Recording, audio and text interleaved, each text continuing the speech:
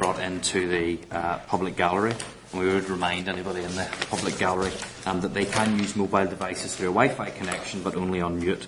Password details are available on the gallery rules for anyone wanting to connect to the Assembly's Wi-Fi network. 3G and 3G and 4G should not be used, and no recordings or photographs are to be taken.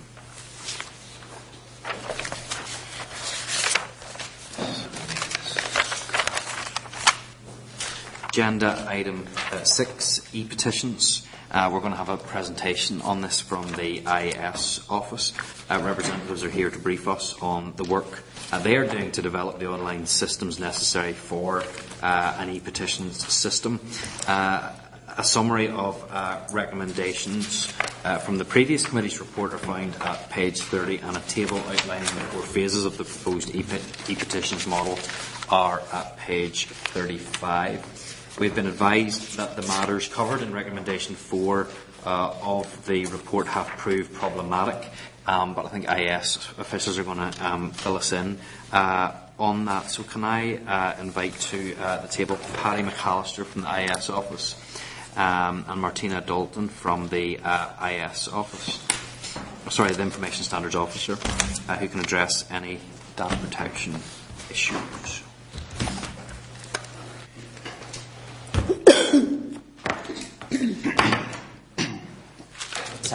Set this one. Okay. No problem.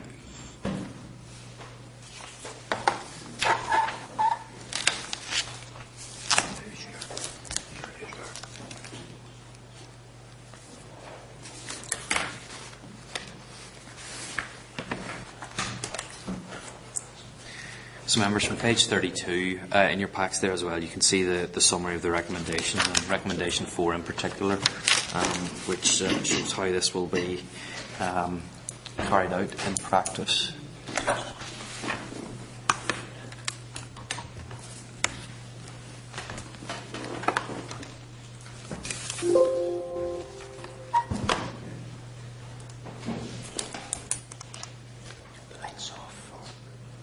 Okay, well, first of all, thanks very much for inviting us to speak to you on the petitions project. First of all, I'd like the 2 parts of this demonstration to demonstrate what we've done so far. And really, it's just a prototype to engage with yourselves to make sure we're on the right direction. And the second part is really discuss some of the recommendations that we've been using for our requirements. Okay, the system itself will be 2 main parts. One will be a public-facing website where petitioners can log on and submit e-petitions. The second part is a management system, which our business office will use to manage the petitions being submitted. I'll just delve straight in then to the prototype system. So this is it's only a few weeks old, so we're just ready to use it to engage with yourselves. So the first page will be about, we've decided to use the Assembly's own website template as part of the Assembly, designed for us, so we don't have to take any more decisions regarding how it looks and how it feels, and it'll reflect what the petitions are. And it'll be available in English yes. as well as that. Everyone's in Latin, they can read that. So first of all, the About Us page will be about e-petitions, explaining all the kind of procedures to submitting a petition, some guidelines, frequently asked questions, and all the information that the committee wants to display, first of all. So at that point, a member of the public can either submit a petition or sign up and register for the site. Submit a petition, then you'll be asked to either log in. If you already have an account created with the system, you can just sign in, or else you can register. Just click on the register button. Some of this information is gained from the requirements or from the recommendation the committee has supplied. So first of all, title, first name, last name, age group they belong, consistency, if they're part of an organisation, and then an email, password, and confirm their password.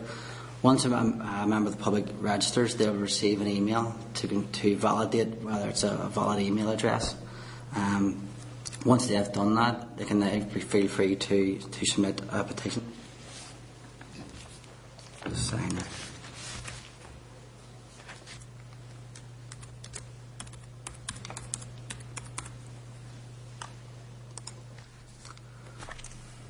Paddy, sorry, just before we go on, whenever you're going on that register button, was there a room there for your postal address? Now, I'm going to refer back to that later on that point. So first of all, if you're going by the stages that are outlined in your packs, first is the initial stage where the member of the public gives a title, a brief description of what the petition is about. When that is submitted, they will receive an email to confirm that it's being processed. An email will be sent to the business office for review, and based on the guidelines that you've outlined, that will be reviewed and either accepted or will be maybe asked for further clarifications or rejected. If it's been accepted, they'll be asked for further information, where they'll supply more detail to what the petition is about. Again, there will be more email notifications at each step of the process and each stage. The business office then will review the criteria, and then if it is accepted, if it meets the criteria, then it can go to be published. Once it goes to publish stage, it will be on the website, and there's also mechanisms we can use, like we can put it in social media like Facebook or Twitter or something like that, but whatever the committee decides on how they want to publicise that, we can implement that. So we'll go onto the public website, and the members of the public can put their email address as a way of signing up to that petition. At the moment, there's a threshold of 100 signatures before, or email addresses, before it can be processed by the Assembly. How does that compare? Sorry, how does that compare with other institutions? 100 seems a fairly low threshold.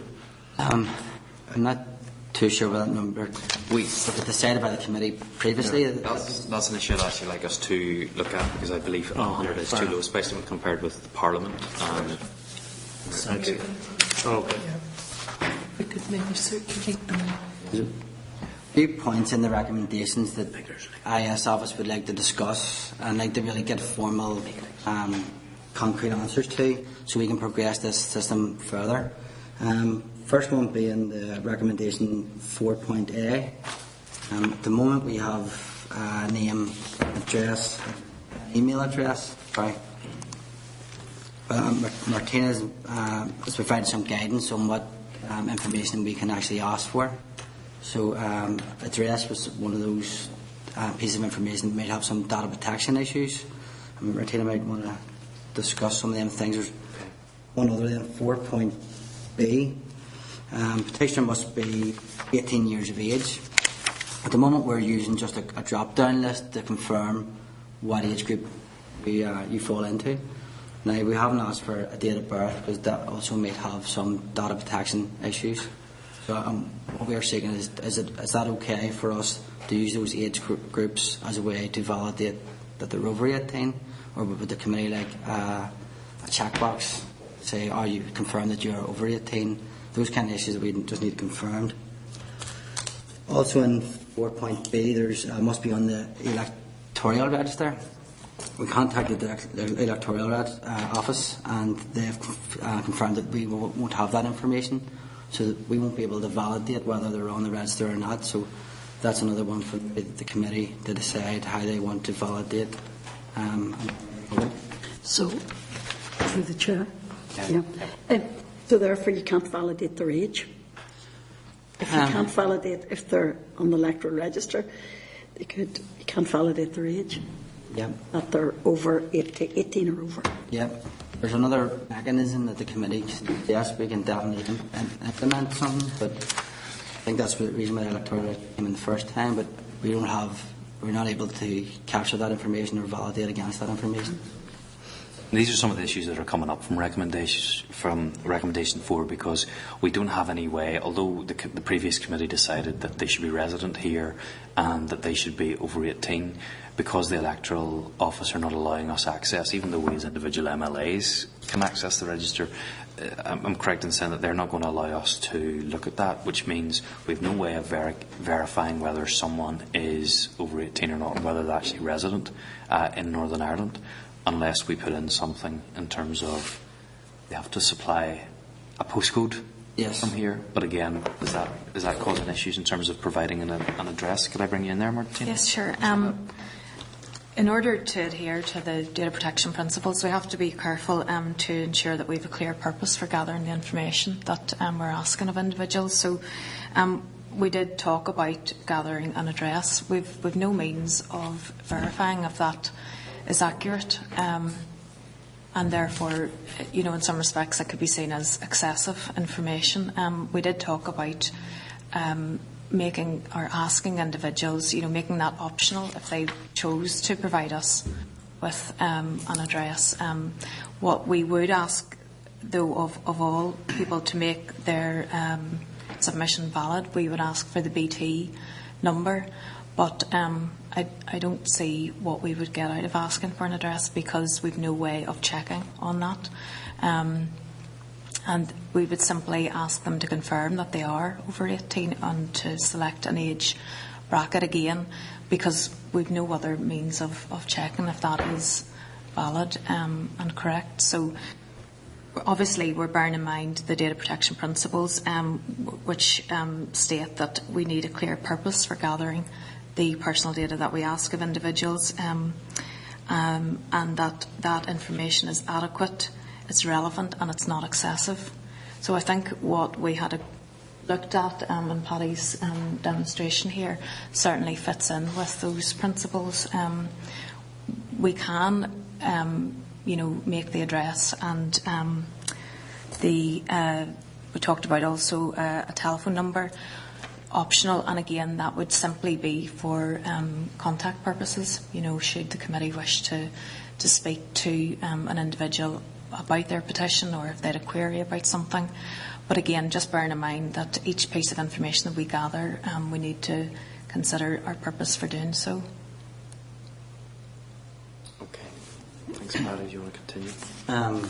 Chair, I know it's a slightly different point, but the idea that the Assembly promotes townland names, Speaker William Hay previously, presided over an exercise where there's recognition given to townland names. That's why you'll see in the official address of the Assembly, Ballymuscall. It'd be nice if this could incorporate an option to record your townland. In my opinion, it would be a good exercise at promoting townland names. That will obviously depend, I suppose, on whether we can collect an address. I don't think there's going to be any opposition to that, but it will depend upon whether we can or can't. Yeah, could that be picked up from the constituency and the BT number? I'm not sure, but The BT address will provide an accurate townland. Yes, as a lookup, we'd have to probably buy in a facility to access that data. But yes, you can use a BT and townland as a lookup facility. Is there a conflict between gathering the information on people that are asking them to provide the information and then verification? Because if you're going to verify off the electoral register, you will get somebody's address, and obviously then you'll know they're over 18, you're not getting their date of birth, but you'll certainly give their address. Does that conflict with your saying maybe under data protection you don't want to ask them for their address? yeah, because we'll not have access to the electoral register, and we've no means of verifying, so therefore to collect that information could be deemed unnecessary, because we've no means of verifying it. So the only reason that we would collect it and would be justified in doing so would be for contact purposes, which we may make optional. I mean, suppose the only other way of verifying is if you send some kind of letter out to the address with some kind of code on it, or some kind of verification that way, but it probably goes against the spirit of an electronic service. But Yeah. it's one for probably the committee to decide on and let us know how you want to proceed with that. It just seems that we're in a situation where if we want to ask for specific information in terms of their address and postcode and age, we can get that information from them, we can put that in, but then we've no way of verifying it. Yeah. Is that where we're at? We can certainly, their address, if we were asking for that, I think it would need to be optional, because we have to ask ourselves, why do we want that? If we're gathering it to verify, then we've no means of verifying that against anything. I think we could be justified in asking for that for correspondence purposes. You know, should an individual wish the committee to correspond with them via their post or their home address. But if we were to gather that for any other means, I think we need to think about, well, what is the purpose of asking for that? If it's to verify, then what do we verify it alongside? You know, how do we verify it? Is it just that they provide us with an address? It could be argued that that's the means, you know, of verifying. Chair, sorry to interrupt. I have to go to question time as well. So probably as soon as where Connor's going, so I have to offer apologies. I know it was absent last week when you were discussing, or the week before, timings of the meetings. I think you're going to struggle with this timing of the meeting. To be honest with you, you're going to hit 2 o'clock. You're going to butt up against question time at 2 o'clock every week, and various other all-party group meetings as well. But leave that with you. I was going, sorry to cut across, and you guys have done a lot of preparation for this important presentation as well. The one in AOB, I was going to ask if the committee could inquire as to whether we're still receiving notifications when written questions are answered. I've noticed, having asked a fair few written questions, that we're not being notified by email that they've been answered, so we're missing answers that are coming through to us. Sorry to interrupt. We'll look into Thanks that. for your presentation. Okay.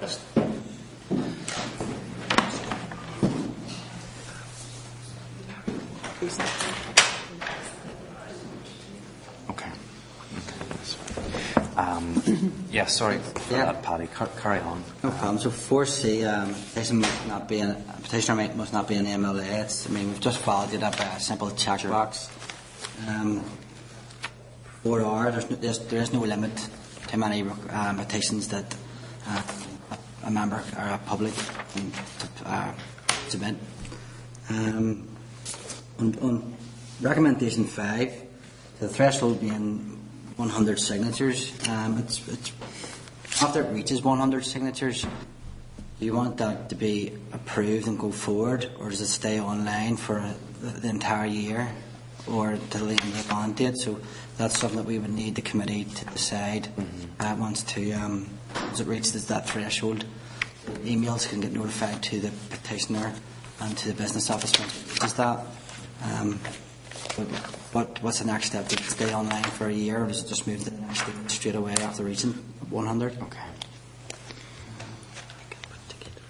I think that's all, really, the kind of confirming those points in the recommendations that we would need to know to progress with the development of the system. Okay.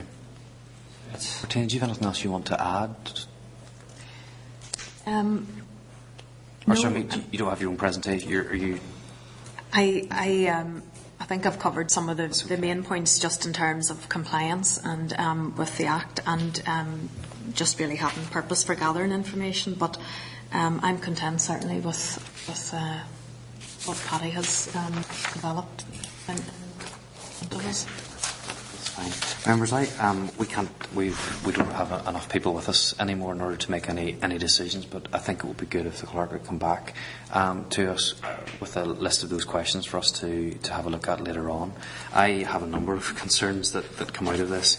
The first one obviously is that we want to make sure that it's only people that live here, obviously, that can bring petitions, and we've no way. Really, it's just a tick box exercise if we're putting it on there, if there's no real way for that to be verified. It's the same then in terms of the age. I don't think it is as much, people can tick whatever group they want then if we have no way of verifying that. And I would rather we did have a way of verifying those things and have them in. Otherwise, it seems pointless for us to include those. And I think we need to have a think about that as we move forward as a committee, whether it's worth having that in when you're just relying upon the honesty of people to do that. I also would have a concern in terms of the threshold of 100 signatures. I don't know if other members have views on that, but I think that if you only have if any member of the public can start off with their own signature and put a petition up, that's great and let it grow over time. But I would think it wouldn't take long before most petitions would get to 100 signatures, and then that's quite an awful lot of work. See, we've representatives here from the business office that might agree that would be quite a little bit of work here in order to put every time a petition hits 100 to pass it on to the relevant committee. And I think you'd have quite a bit of work on that, and I certainly think a much higher threshold, possibly as Conor has said, in the region of 1,000 signatures would be much better in order then for action to be taken. Chair, I'm not just entirely sure about that, because what is the purpose of this? Is it the purpose to be accessible? You know, why would there be an instinct, I'm just challenging here, to close this down? Why not open it up, enhance democracy? Just thinking about if you lived in a rural community in Tyrone or Fermanagh and you wanted to make a point about rural roads, or you wanted to make a point about rural broadband, you know, getting 100 signatures could be quite significant. You know, so I'm looking at other jurisdictions or other political institutions. Seemingly in the Scottish Parliament takes one signature, right? In the Houses of the Oireachtas it takes one signature, and in the National Assembly for Wales it takes 10. Now, admittedly, in the House of Commons it's much higher. It's maybe 10,000 plus. But I suppose my instinct is to open up the doors of democracy. You know, I always say to visitors here, this is like a library, come on in, you know, we're not trying to keep you out. So, and the same goes for e-petitions. Why not, have the threshold very accessible? 2 points on that. Yeah. I think the first would be that there are dedicated committees in those other assemblies that deal with those.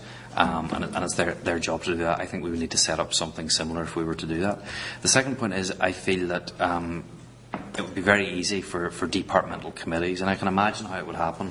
We're sitting in our committees and we have each day that we meet with maybe 10 or 20 petitions that have reached the 100 mark, and I think they can be easily dismissed by committees by saying, fine, we'll write out to them and say, yes, we've noted what you've said, because that's all that would need to be done. They would just need to note them.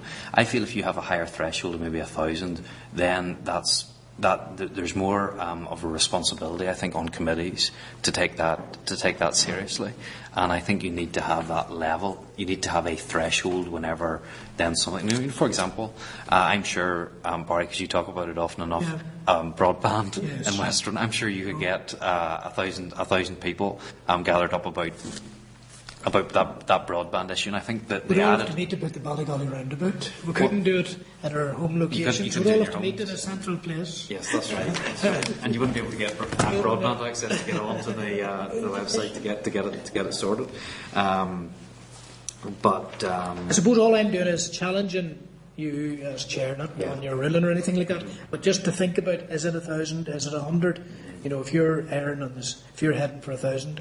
And I'm heading for 100. Is there somewhere in between, you know, to make it substantive? Yes, not generate undue work on the part of officials. I can understand where you're coming from, but I hope you can see my point as well. I think there needs to be a proper threshold where things are taken seriously, or maybe you have another system whereby when you hit different numbers, then different action needs to be taken. But I don't think our work is finished on this yet, and I think we need to look at this again and ensure that appropriate action, because I think this is about, you know, numbers of people coming together and people showing this is an issue that is really important to look at how many signatures there are on this and giving it some teeth and giving it some effect. Martina and Paddy, thank you very much for your presentation. I want to let you go, unless members have any other questions for them directly. If not, thank you very much. Thanks for your time. Do members have any other comments they want to make on that? Separately, or would members? We can carry on to decisions. I wonder, just on that point, should you try to get the opinions of parties formally on the threshold, you know, so that you don't just revisit that type of discussion that we had there now? Well, now that Stephen's here, actually, we could have a further discussion on it if you want now. We could take a decision, but maybe that would be best if we want to write to parties and find out their view.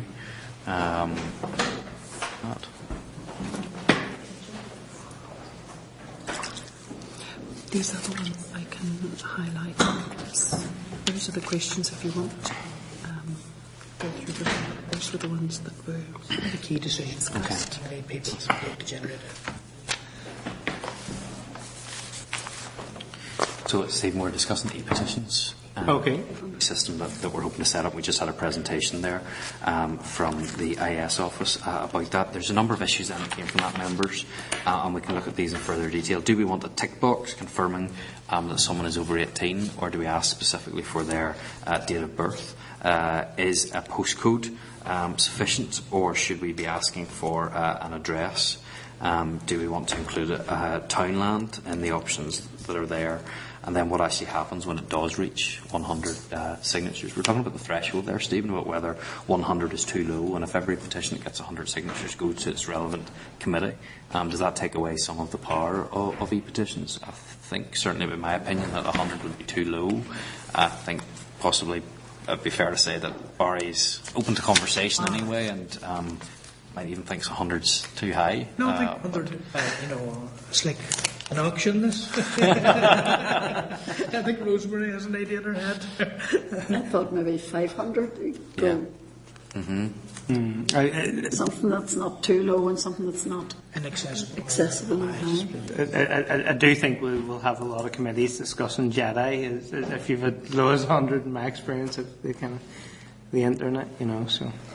And I do think perhaps we should look at the option of, different thresholds get you different outcomes. Yeah. Whether petitions are formally noted by the Assembly if they reach a certain one, and then they're passed to committees, and committees are to make a ruling or to make a decision. Through the chair, I really have concerns about knowing the person is over 18 or under. We really have no way of verifying that. That's quite important. I think, Chair, that if an issue is really important to the people, then you'll have no bother getting more than 100 signatures. So I do think 100 signatures is a bit low whenever we take a look then at the workload that would be left maybe on committees. Maybe, as you said yourself, some of the other issues could be passed over, noted and not really dealt with. So I think, we need to be... we do need to bring a wee bit of reality about this to say, well, if we want something that the committee is going to sit up and look at, take cognizance of, and how many names is it going to take on a petition for a committee to do that? If you bring something on before a committee with 100 on to look at, and probably it'll not be looked at, but how many names do you really need for debate? And I know all these issues are important to the constituents. Should only be 10 names on it. For those 10 people, that's important to them. But I think if you get something in an area that's really important to the people, you'll get the signatures. And it's really as to how many signatures is going to be sufficient to make the committee sit up and say, well, yeah, this is something that's important to these people. We need to be doing something about it and looking at it. I think the other important thing to note is that you don't have to come with your 100 names on the petition straight away, or your 500 or whatever. This is you have a year from when it falls, unless you're closer than that in terms of the end of the mandate. So I think it gives you time to build up names in that as well. In terms of making a decision, Alison, is there any... If the committee's content to do it today, otherwise options paper back to the next meeting and... There are a number of issues there that need to be addressed that we've already raised. Would it be useful if the clerk could come back with paper with each of the issues, and then possible options in terms of date of birth, address, threshold? Would you be able to come back then at the next meeting with that, if members are content, and then the options are outlined, and perhaps we can make an agreement on that? Just so that the building of the website can continue over the recess, because obviously there's a lot of background building to be done on the web. Would the committee consider perhaps saying that we can start building it on the basis of what is in place, and on the understanding that it's all up for grabs? We can change the wording on the page if necessary to meet the committee's decision. Yeah, that's fair enough. And get away with that. Just in terms of some of the discussions that we've also thought about the position in different parliaments and assemblies in terms of the number of signatures that are gathered and how they sort those out and the different types of action that they take. I take it that information is all available in the previous report that was carried out, members. That was the review of public petitions that the last committee carried out, and that was published on the 9th of February this year, so it might be useful for members to have a look at that, and maybe you can also draw out of that the main headlines in terms of some of these issues that we're raising, Sure. just as well, so that we can see what the other parliaments and assemblies do in relation to that. And I do think it would be good to have the staggered options as well. But is that a raised paper, or where's it available? Sorry. It was a report by the committee. Oh, it's the committee report. Okay. Sort of send a link if that helps. Yep. Thank you. The clerk will send that out to members this afternoon. That's not too soon. Now we know what it's like to work for you. So send it out as soon as you can. Okay. Members, are we content then to move on? And I'll get that information out to members. Item number 7 is the Forward Work Programme. Page 37 is the draft Forward Work Programme up to September. The proposed meeting dates to December are based on meeting twice a month on the 2nd and 4th Tuesdays. And members will need to confirm that they're content with the Forward Work Programme and they're content to meet on the 2nd and 4th Tuesday of each month. Members content? Agreed. Item 8. Time as well. I don't know whether you want to change it or continue. Are members still content with the time at 1:15? I know Chris had voiced some concerns in relation to that, but I think perhaps today was a little bit heavier than normal. But are we content anyway for a couple of months to continue with the Tuesday lunchtime, and if there continue to be problems we can address that. Item number 8, correspondence. We have no items of correspondence. Item 9 is any other business. Do any members have anything else they want to raise? That means we move on to item number 10, the date and time of the next meeting, which will be here on the 13th of September at 1:15 p.m. So, members, enjoy the recess. Thank you. Thank you.